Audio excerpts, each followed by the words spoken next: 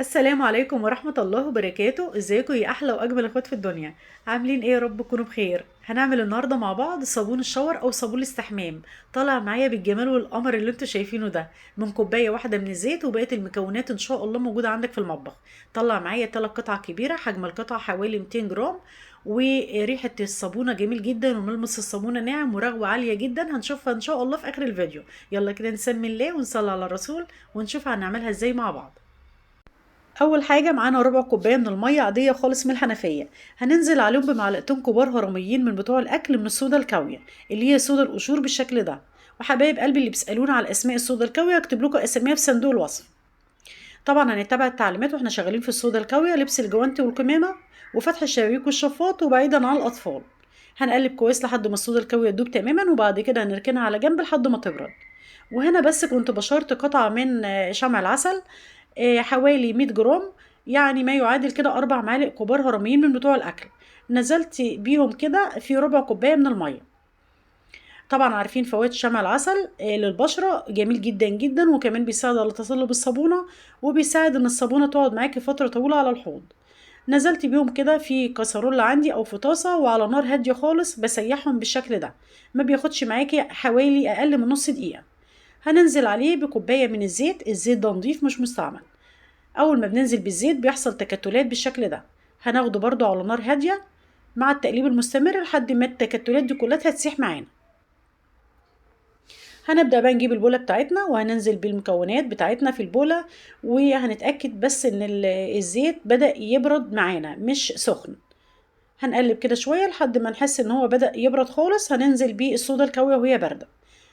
بالتدريج كده مع التقليب المستمر هنلاحظ ان اللون بدأ يفتح معاكي بالشكل ده. والقوام بدأ يتقل معانا مع التقليب كده حوالي 4 دقايق، هتلاقي القوام بدأ يتقل معاكي وعلامة ترك الأثر بدأت تبان بالشكل ده. هننزل بقى بمعلقتين من الشاور جل. لو مفيش عندك شاور جل وعندك ديكسابون، ممكن تحطي معلقتين 3 من الديكسابون. تمام. لو مفيش ده ولا ده، ممكن تحطي كيسين من الشامبو، الأكياس العادية الصغيرة اللي احنا بتتشرى من بره دي. وبعد كده هننزل بمعلقة كبيرة من الجريسلين الطبي وهنقلب كويس جدا. وهنا بقى انا كان عندي الوان مايكا. هبدا ان انا اخد معلقتين كبار كده من مواد الموارد نحطهم في كوبايه، ونعمل احط فيهم شويه كده من الوان المايكا.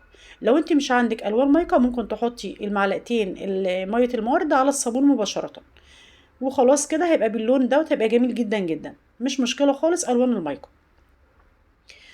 هنقلب وهنحط بقى، بصوا القوام بتاع الصابون علامة ترك الأثر، والصابون اتصلب معايا وبقى زي الفل. هننزل بألوان المايكا بالشكل ده.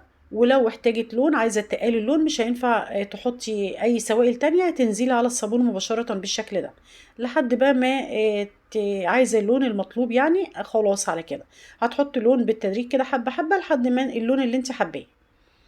يعني عايزاه يتقل بتحطي شوية بشوية كده. تمام كده. هنقلب بقى لحد ما الصابون بتاعنا يبدأ يبقى بالشكل ده واداني اللون الجميل ده. لو عندك بقى اي لون زيت عطري، هتحطي حوالي من 5 ل7 ملي بس من الزيت العطري، بريحة اللافندر، بريحة الفل، بريحة الياسمين. في روائح جميلة جدا جدا وكتيرة.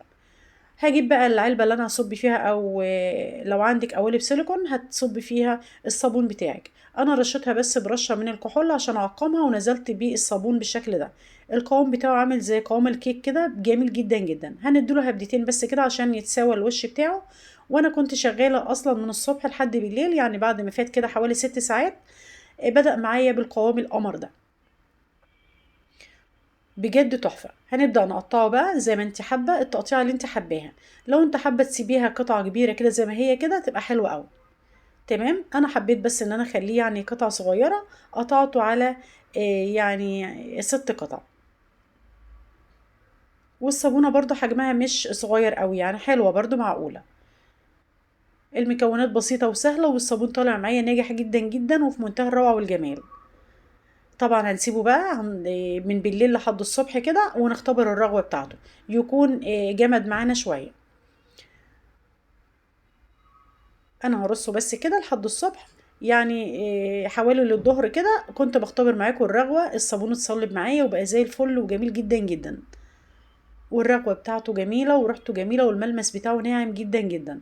وآمن على البشرة. كل المكونات اللي احنا حطيناها مكونات تعتبر طبيعية، ما حطيناش اي حاجة يعني غير المعلقتين الصودا الكاوية، وكمان كميتهم مش كتيرة قوي على الكمية دي. الروة بتاعته حلوة، وكمان الصابون ده بيستخدم بعد 40 يوم، ما بيستخدمش دلوقتي، بيكون البي اتش بتاعه تعادل كده، وبيبقى آمن على البشرة.